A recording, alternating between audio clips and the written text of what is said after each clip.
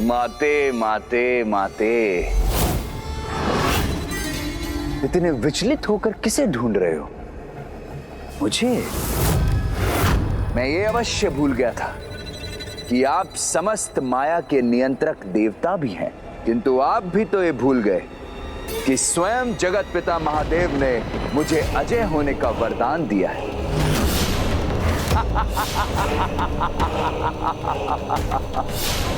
तो अब सर्वत्र ममता मोह का विकार करने से कोई नहीं रोक सकता। भूल तो तुम अब कर रहे हो ममतासुर। स्वयं में सुधार लाने के अपने इस अवसर को गवा कर, क्योंकि जिस प्रकार तुम्हारे इस सिंहासन और तुम्हारी इस माया का विनाश हुआ, उसी प्रकार शीघ्र ही तुम्हारे इस विकार का भी विनाश होगा।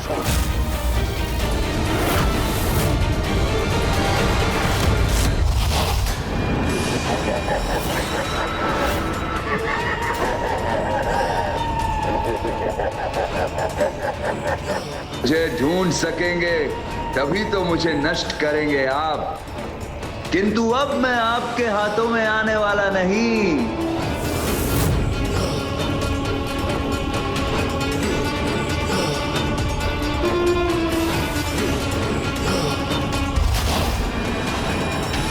अब अपने इस विकार को उसके चरम पर ले जाकर समस्त संसार को दूषित करूंगा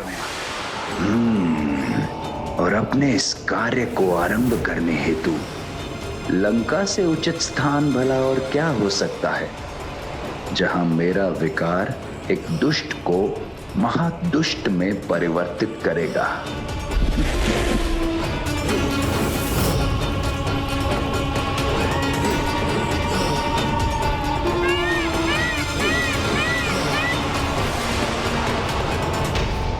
वो तो इसी दिशा में आया था, तो यहाँ से कहाँ चला गया वो गणेश? अब अदृश्य होकर ज्ञात नहीं वो कहाँ पहुंचकर किसे प्रभावित करने जा रहा है।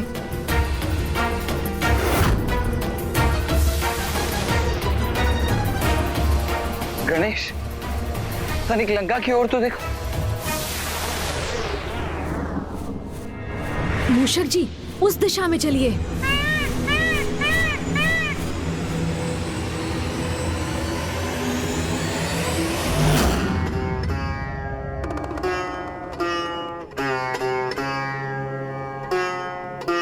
राक्षस राज, क्या आपके प्रति मेरा स्नेह समर्पण पर्याप्त नहीं है? क्या आपको मेरा सौंदर्य भाता नहीं? क्या आप मुझे अपनी अर्धांगिनी के रूप में पाकर प्रसन्न नहीं हैं?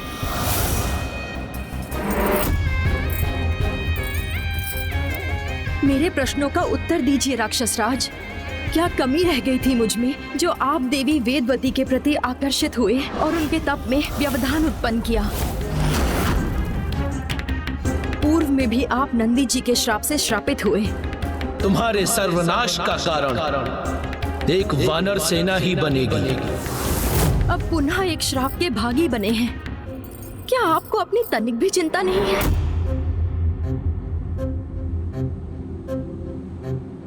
कहीं देवी मंदोदरी सत्य तो नहीं कह रही हैं? कहीं वास्तव में मुझसे कोई बड़ी भूल तो नहीं हो गई? मेरा पुत्र रावण इतनी बड़ी त्रुटि नहीं कर सकता।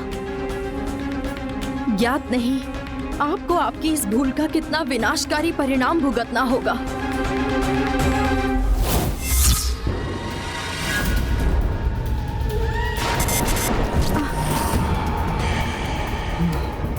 कृपा करके अपने इस व्यवहार पर संयम रखिए राक्षस राज, और पर स्त्री को सदैव सम्मान की दृष्टि से देखिए। देवी मंदोदरी,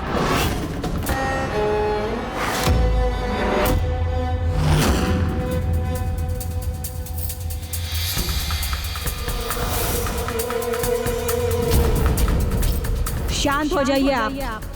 राक्षस राज रावण है मेरा पुत्र, और आप उसे उसकी राक्षस प्रवृत्ति को त्यागने का सुझाव दे रही हैं। उसकी जो भी इच्छा है उसे पूर्ण रूप से सिद्ध करने के लिए पूर्ण रूप से स्वतंत्र है वो।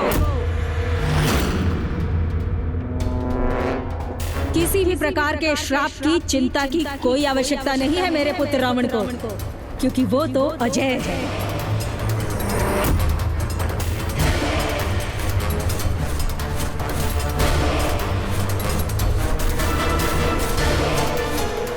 जिस स्त्री के प्रति आकर्षण हो उसे प्राप्त करने की इच्छा व्यक्त करने के लिए पूर्ण रूप से स्वतंत्र है मेरा पुत्र।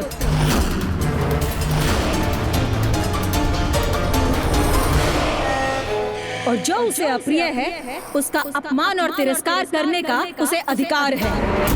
यही व्यवहार हम राक्षसों के अनुरूप है और राक्षस राज रावण को ऐसा करने से रोकना सर्वथा अनुचित है।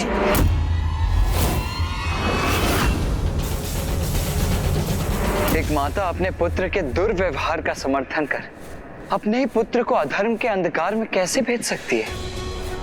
भैया ये और कुछ नहीं, अवश्य उस दुष्ट ममतासुर का ही प्रभाव है। वो अवश्य यहाँ उपस्थित होगा। राजाओं, आप मेरा प्रभाव तो सर्वत्र पाएंगे, किंतु मुझे कहीं नहीं ढूंढ पाएंगे। पुत्र रावण, तुम्हें देवी मंदोदरी की किसी भी बात पर विचार करने की कोई आवश्यकता नहीं। तुम अपनी इच्छा पूर्ति करो और राक्षसी प्रवृत्ति पर स्थिर रहो। आप तनिक भी चिंता मत कीजिए माता। आपका ये पुत्र राक्षस राज रावण आपको कभी भी निराश नहीं करेगा। महानतम राक्षस हूं मैं और महानतम ही रहूंगा। महानतम राक्षस हूं मैं और महानतम ही रहूंगा। महानतम राक्षस हूं मैं और महानतम ही रहूंगा। महानतम राक्षस हूं मैं और महानतम ही रहूंगा। ममतासुर ने अपने प्रभाव से एक विषैले व्यक्तित्व को और विषैला बना दिया है। इसके पूर्व की वो दुष्ट अन्य जीवों में भी दुष्टता का संचार करे, हमें उसे रोकना होगा भैया।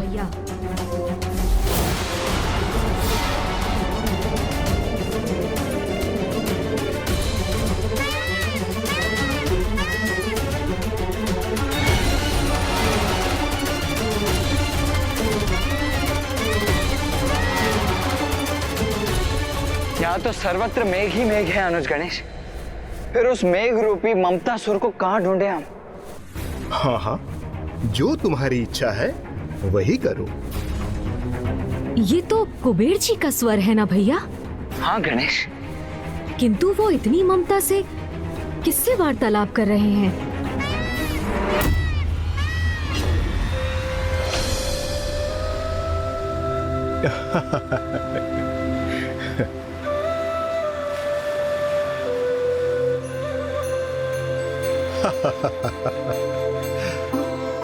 मेरे पुत्रों नल कुबेर मणिग्रीव कुबेर, यही तो आयु है आपकी क्रीड़ा करने की।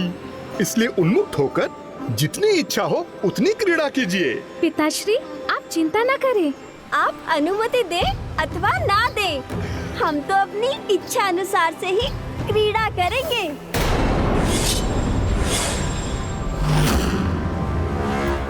उचित है। नारायण नारायण, ये कैसा अनुचित कथन है कुबेर पुत्रों का। पिताश्री, जब तक हमारा मन नहीं भरता हम इस नदी के जल में क्रीड़ा करेंगे। तब तक आप यहीं स्थित रहकर हमारे वस्त्रों की देखरेख कीजिए। उचित है, सर्वथा उचित है। ममतासुर ने अपना प्रभाव यहाँ भी स्थापित करना आरंभ कर दिया है अनुज गणेश। कुबेर जी के पुत्र उन्हें आदेश दे रहे हैं कि उन्हें किस प्रकार कार्य करना है।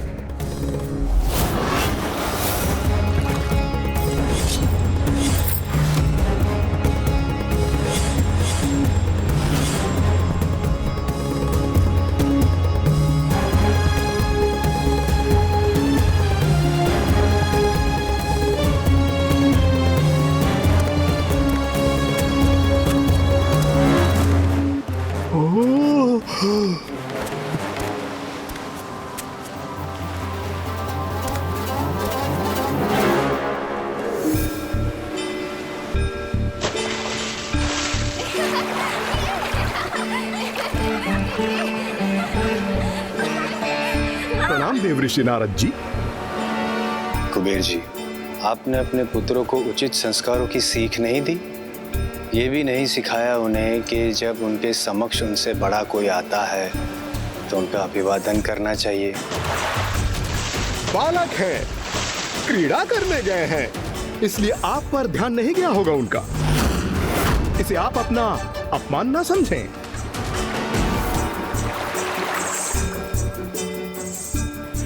कुबेर जी, अपने पुत्रों को अति आवश्यक सीख देना अति आवश्यक है। ये भी अति आवश्यक है उन्हें समझाना कि पवित्र नदी में यूं संपूर्ण रूप से निर्वस्त्र होकर प्रवेश करना धर्म के विरुद्ध है। देवर्षि, आप भी हमारे समान जल में प्रवेश तो कीजिए। आपको स्वयं ज्ञात हो जाएगा कि इस प्रकार स्नान करने में कितना आनंद आता है।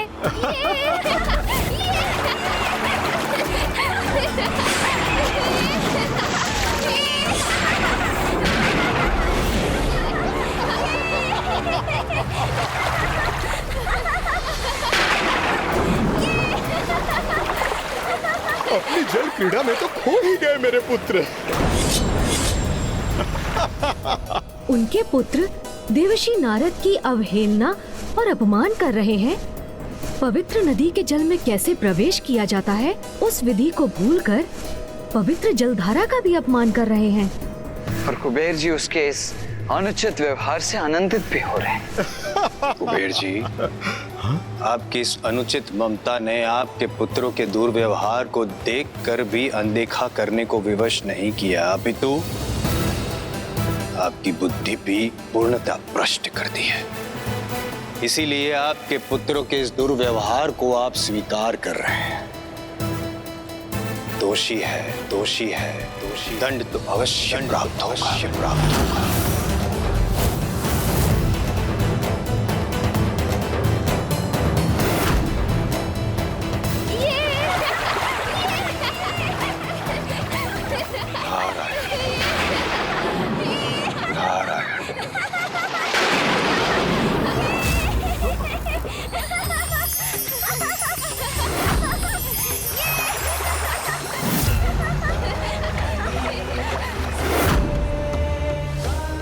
उद्दंड बालकों, जो गुरुजनों का सम्मान ना करे, पूर्ण रूप से निर्वस्त्र होकर पवित्र नदी में स्नान करे, वो प्राणी मात्र एक वृक्ष के समान होता है। तो जाओ, मैं तुम्हें श्राप देता हूं। तुम दोनों भी इसी क्षण वृक्षों में परिवर्तित हो जाओगे।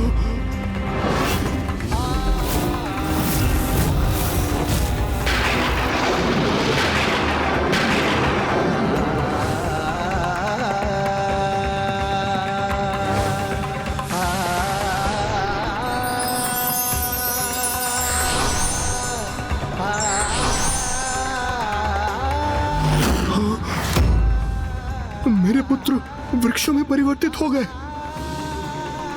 ये कैसा कुप्रभाव है ममतासुर के विकार का, जिससे विकारग्रस्त होकर कुबेर जी भी प्रभावित हो गए। और उसका परिणाम अब उनके पुत्र भुगतने पर विवश हो गए। यहाँ मेरा कार्य पूर्ण हुआ। अब अगले लक्ष्य की ओर प्रस्थान करता हूँ।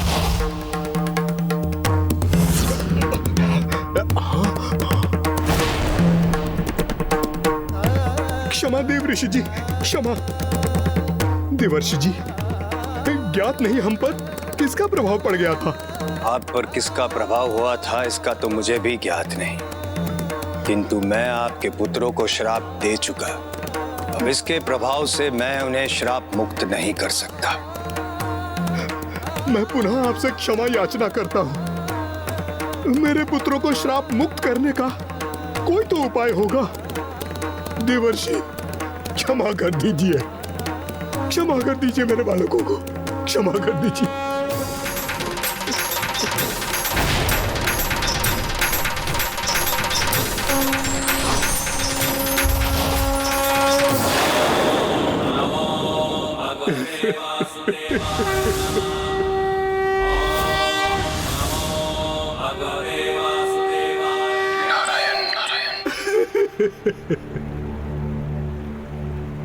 कुबेर जी,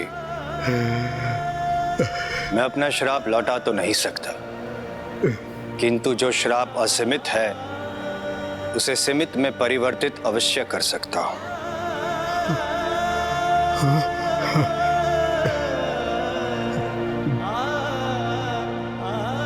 जब प्रभु नारायण स्वयं धरती पर प्रकट होंगे और जब वे बाल क्रीड़ा करेंगे, तब आपके पुत्रों को श्राप मुक्त अवश्य करेंगे। धन्यवाद, धन्यवाद महर्षि।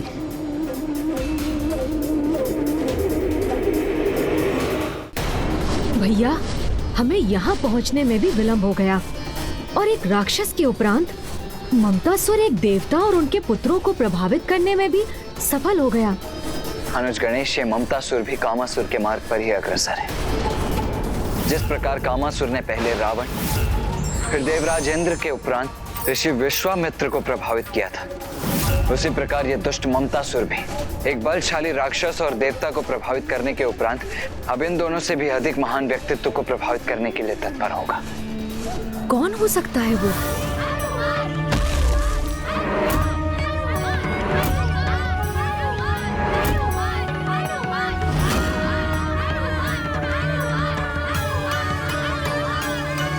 अब मेरा अगला लक्ष्य मेरे समक्ष है।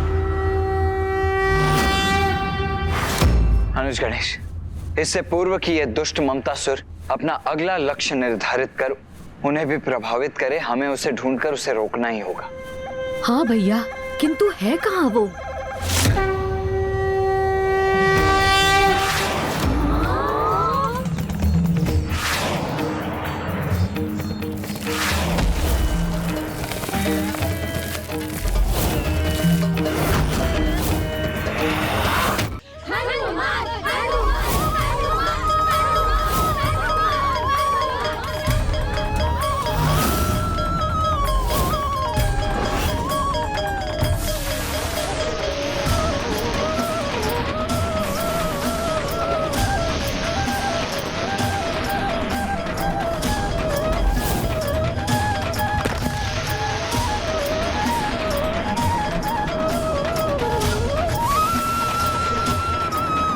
बलशाली हो तुम हनुमान। इस शीला को उठा लिया तुमने हनुमान।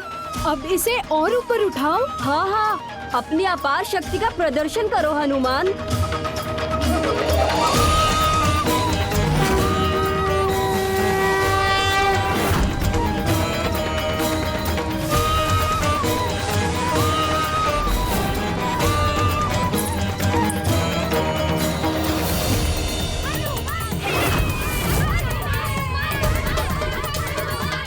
पुत्र हनुमान कैसी क्रीड़ा कर रहा है ये।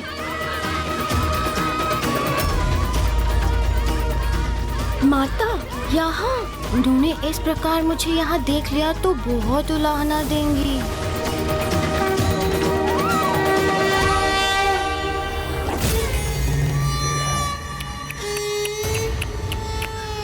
इतना दिव्य पुत्र और इतनी ममतामयी माता, जो अब मेरे ममता मोह के विकार का अगला लक्ष्य होंगे।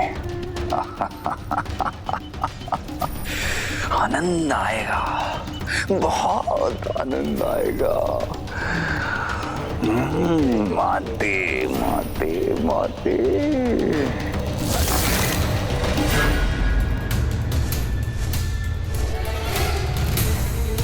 अनुज गणेश, ममतासुर तो उड़कर इसी दिशा में आया था, फिर अचानक अदृश्य कहाँ हो गया?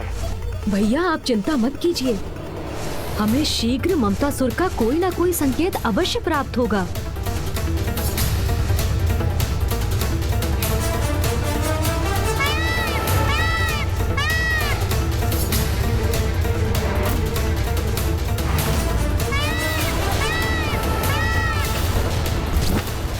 इस अपार बल का स्वामी कौन हो सकता है?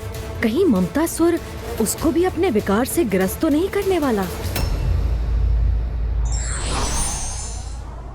अभिभावकों का संतान के प्रति व्यवहार ही उनके जीवन की दिशा निश्चित करता है। For more updates, subscribe to our channel, click the show links and enjoy watching the videos.